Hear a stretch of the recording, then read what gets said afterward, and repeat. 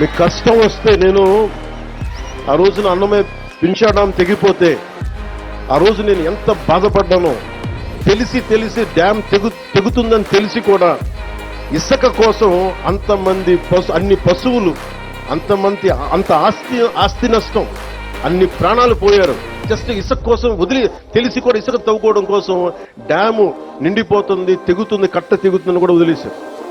నాకు బాధ్యత, నాకు నిజంగా ఆ రోజున ఎంతమంది యువత వచ్చి బాధపడతా ఉంటే నాకు అనిపించింది, నిస్సహాయత అనిపించింది నాకు.